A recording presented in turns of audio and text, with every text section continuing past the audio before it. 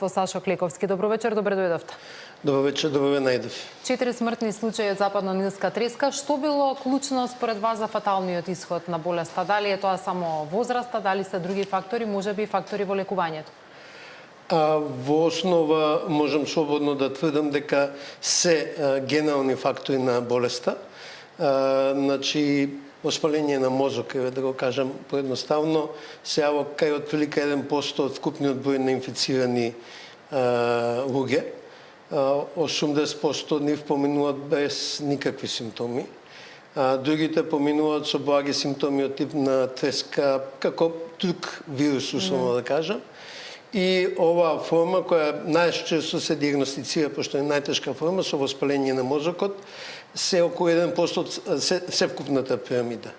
Глобално статистиката е дека околу 10% од овие пациенти ќе починат за жал. Тоа е поврзано и со генерално со возрастната група, која е најчесто зафатена. Овие 38-36 потврдени, 2 непотврдени случаи што ги имаме во моментот, се со просечна возраст 67 години. Нема лек за вирусен енцефалит, се третира симптоматски и сме, условно да кажам, за жал во очекуваната и морбидитет и морталитет што го има на глобално ниво. Во Грција веќе има над 100 случаи, има 10 починати пациенти. Сите овие пациенти, 38 или 40, оние кои се диагностицирани, сите се со ваква исклучително тешка форма на болеста, воспаление на мозокот, или има различни во основа симптоми? До диагностика доаѓаме, бидејќи видите, да се диагностицира западно-нилска треска е малку покомплицирано отколку со другите вируси. Ако имате воспаление на мозок со друг тип на вирус, се диагностицира со PCR метода, која е поедноставна, подостапна, поевтина, условно да кажам. Кај западно-нилскиот вирус диагностицирањето оди со мозочната течност, со ликворот, со потврдување на антитела во ликворот и тој диагностички процес оди малку подолго. И во основа, во околу диагностички постапки, ќе има кај луѓето кои се со најтешката форма на тој воспаление на мозок. Оние што биле со треска, предпоставам, поминале со симптоматска, без има потреба да се појави на лекар. Да. Споменавте вие Грција дека има 10 случаи, Италија 6, Романија 1, Шпанија 1. Ние имаме 2,2 починати на 1 милион жители. Тоа е рекорд од земјите во Европа. Пак некако непопуларни сме кога станува збор за ваквите случаи, што не значи дека имаме потешка форма на болеста, туку можеби поради лекувањето. Затоа ве прашувам дали го следите и тој аспект. Го следам, значи во основа смртноста е 10% од вкупниот број на пациенти со воспаление на мозок и сега во основа на, ако Италија има 220 вкупно случаи, нормално дека и смртноста на 100.000 жители ќе биде помала. Токму затоа колку сте во текстот тоа, дали се спроведени од страна на локалните власти соодветните мерки за превенција? Затоа што ние сега имаме жаришта, еве например како Драчево, 20 починати имаме од едно населено место. Дали било се што треба преземено таму за да се превенира ширењето на оваа болест? Значи во основа во моментот станува актуелно цело поврдање, бидејќи дел од случаите во Грција се во центар, во оно што грците го нарекуваат Централна Македонија, значи подрачјето околу Солун и околу Вардар. Во основа ние завршивме вонредната контрола на тоа што општините направиле во врска со прскањето и резултатите ќе ги соопштиме, деталните резултати ќе ги соопштиме утре. Меѓутоа, например, во град Скопје се направени 12 прскања, вкупно 6 за возрастни форми на комарци, 6 за ларви.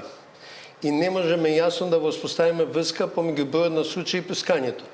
Наједноставниот пример е дека предпоставам најдобра општина во однос на спредување на мерките за дезинсекција е Илинден, која има направено 6 прскања од земја 3 за возрастни комаци, 3 за ларви и почнало со прскање во април, најрано од сите општини. За разлика од нив, Студеничани нема направено ни едно прскање дополнително, значи го има тоа основното прскање од град Скопје, меѓутоа овие се дополнителни прскања што самите општини ги прават, а во Илинден има повеќе случаи отколку во Студеничани. Значи не секогаш можеме да ги воспоставиме. Оно што типично е дека е Скопско поле зафатено. Во основа тоа е најниската зона на Скопскиот регион, на Скопската котлина, со најмногу застоена вода, условно кажам, најмногу земјоделие, најмногу канали и така натаму. Значи, услови за повеќе ризик од комарци. Меѓутоа, комарци има и на Вардар, а нема ниту еден случај во центар или во Карпуш. Ако отидете на прошетка на Киот, сигурно ќе видите Да, добро, тоа малку ми е нејасно како може да има такви граници за комарците по поврзано е и со рутите на дивите птици и на други птици кои се резерварот на вирусот.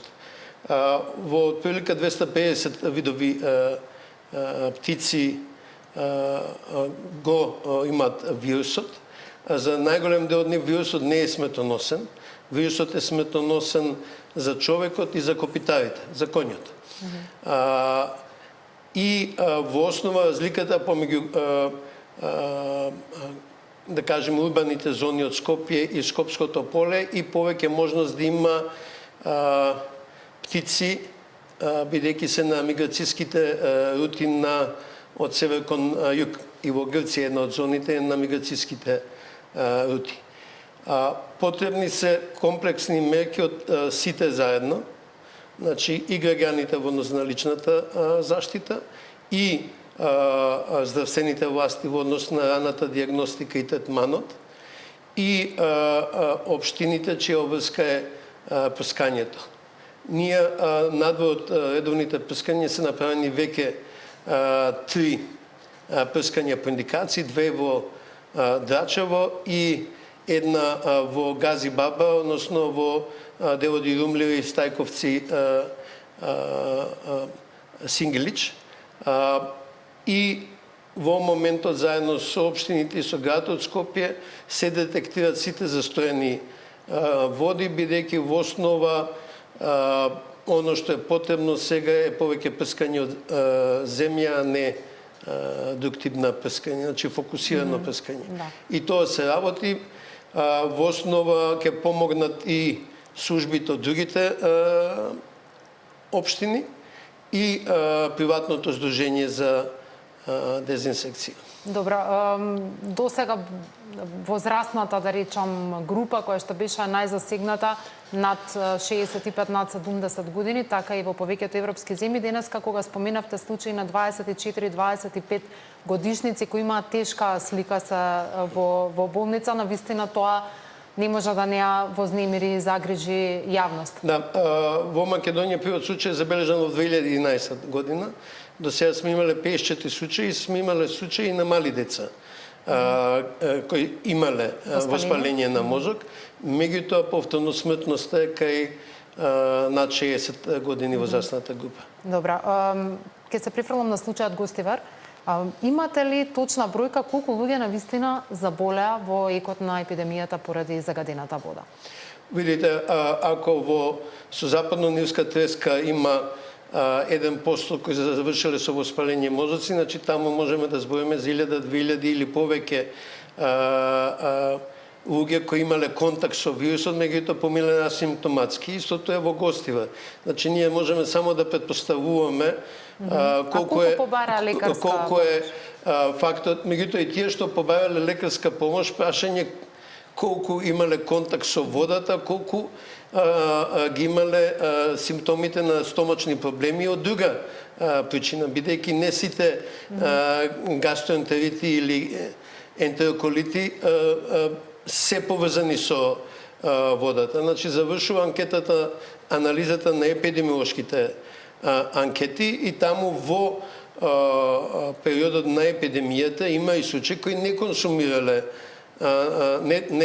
односно тврде дека не пиеле градска вода. Така што во основа не е едноставно да се претпостави бројката, секако е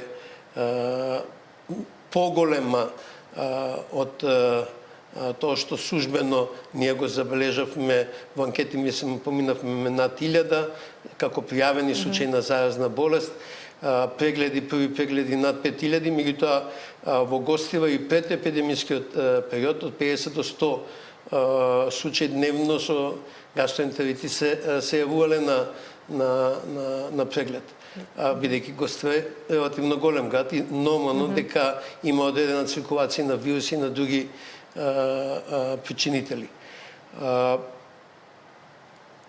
Оно што ние фокус е да видиме во основа на епидемиолошките анкети како се развивува и нема никаква сомнеш дека основен причинител е водата. Значи, ова траење и бројот на луѓе кои се заразени единствено може да биде водата. Понатаму треба да се види кој што направил во однос на водата, што бил проблемот во однос на водата. И тука не треба да настапуваме шпекулативно или ајде да не употребам збор. Зошто го кажувам ова? Јас сега можам сензационално да излезам дека во 2018 година од 334 земени примероци 42% биле негативни. Меѓутоа, тоа мора да го ставите во контекст. Најчесто станува збор за селски чешми, за јавни чешми и слични позиции каде што ризикот за лош квалитет на водата е голем. И тоа е означено во многу населени места. Или зборам за рурална Македонија, не зборам за урбаниот дел. Така што треба да се фокусираме на одговорот и тие анализи ќе бидат наскоро готови и ќе ги споделиме. Може ли побрзо да се објават тие анализи, особено оние анализи на водата, тоа го бараат сите, никако недоволно транспарентно е само со пиење на чаша вода на селска чешма да се каже водата е безбедна, при тоа да ни видиме конкретно како може да споделам само за да биде јасно, бидејќи ми се чини сите преточуваме преку тој дел дека контролата на водата во Македонија е во 3 сегменти. Првиот сегмент е само контрола, односно законска обврска на јавните комунални предпријатија со внатрешни ресурси или со надворешни фирми да вршат редовна контрола на квалитетот на водата, како што и производителите на храна се одговорни за контрола на својот квалитет на да вршат контрола на квалитетот. Вториот сегмент е преку Националната годишна програма за јавно здравје на Министерството за здравство, каде што се алоцират одреден број на контроли, можам да кажам за Полог, односно за пошироката Тетовска и Гостиварска регион, е 800 мостри годишно. Меѓутоа, со оваа програма не се тестира каптажи, извори, главните водоводи, бидејќи тоа е обврска на јавните комунални предпријатија. Тоа што се тестира е тоа што од јавен интерес, тоа се 3 крајни корисници: болници, училишта и градинки, и површински води, реки и езера, и водоводи кои инаку водоводи, бунари, јавни чешми кои инаку никош не би биле тестирани. Во основа тоа треба да води кон прогласување на таа чешма или тој бунар за дека водата не е за пиење. И третата контрола е од Агенцијата за храна и ветеринарство. Малкумина во целата оваа ситуација разбира дека забраната за вода ја прогласи Агенцијата за храна и ветеринарство. Тоа е единствената надлежна институција да изврши инспекцијски надзор и да донесе одлука дали водата е употреблива или не е употреблива. И тука го гледаме шпекуланството. Например, СДСМ поднесе кривична пријава против мене како министер и уште 3 други лица од здравствениот систем. Меѓутоа не поднесе кривична пријава према АХВ, која е во основа одговорна институција за контрола на водата. Да не зборам дека еден од четворицата за кој е поднесена кривична пријава е поранешен директор на институтот на Центар за јавно здравје во Тетово, односно тој не е веќе директор од минатата година. Добро, вие како министер за здравство можете да побарате сега тие извештаи да станат јавно достапни, да не са Јас тоа што ќе го направам, објавувањето? И јас тоа што ќе го направам е дека ќе ги објавам тие што се собственост на министерството.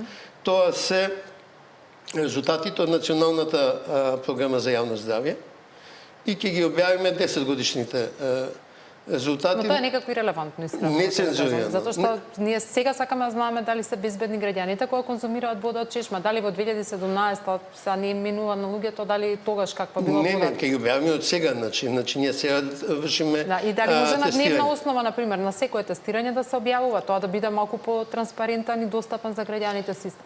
Меѓутоа, повторно, сите тие податоци треба да се стават во некаков контекст. Например, во една од годините во школото во Србиново 3 од 4 резултати биле негативни. Меѓутоа прашање дали таа чешма се употребува воопшто, бидејќи еден дел од проблемот во Гостиварскиот водовод е неупотребата на еден дел од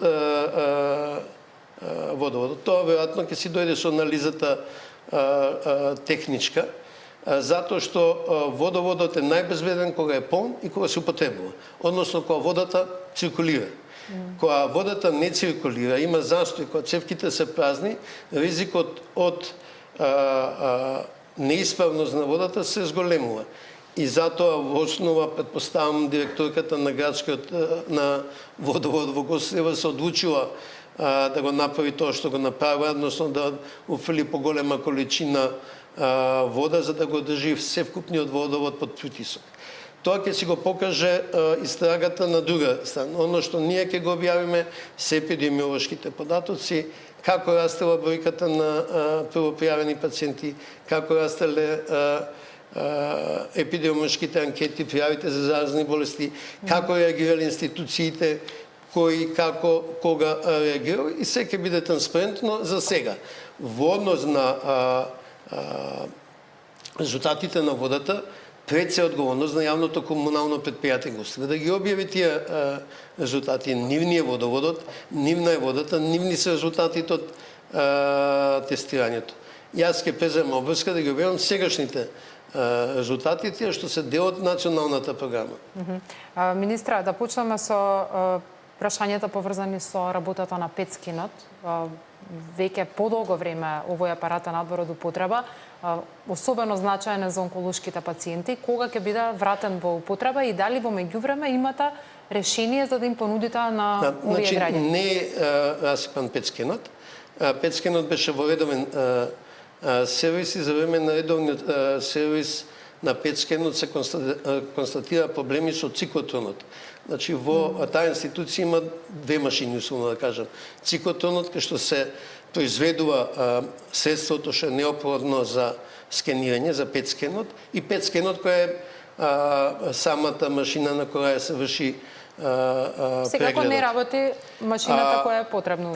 Значи, во основа, резултатот на дефектот во циклотронот е последица на неисправно одржување од страна на добувачот и е проблем со масло кое е во основа во рестриктивен режим. Што значи тоа? Збориме за нуклеарна медицина, значи не збориме за обични прегледи. Потребно е долго време да две земји од кои може да се набави, тоа се Америка и Белгија, да се добијат извозни дозволи. Во моментот и лично министрот Мочунски ангажиран да во комуникација со Брисел го обезбеди што побрзо тоа од Белгија, бидејќи од Америка ќе биде малку потешко. Оно што е побарано од институцијата е веднаш да пристапи кон алтернативен извор на неопходните средства за функционирање на петскинот, дали со увоз од Бугарија или од Турција, бидејќи прекинот веќе ги нарушува подигнатите стандарди. Зошто ја викам подигнатите стандарди? Ние минатата година ја завршивме со 2705 скена, додека претходните години таа било од 1800 до 2200, само со подобрена организација. Меѓутоа, веќе со овој застој, тие резултати се нарушуваат. И тие се секако недоволни, јас имам дадено јавна изјава. За колку време сметате дека може алтернативно решение, времено решение да се најде? Затоа што изчекуваат луѓе за прекин. Јас очекувам да се направи со непосредна спогодба набавката, бидејќи ако одиме со тендер, тоа нема да заврши многу скоро, бидејќи станува збор за животно загрозувачка состојба и заради природата на материјалите, тие се со кратко време на распагање, не трпат долг транспорт. Значи можеме само од некој од соседните земји да увезиме. Мислам дека многу наскоро ќе можам да објавам кога ќе почнеме повторно со скенирањето.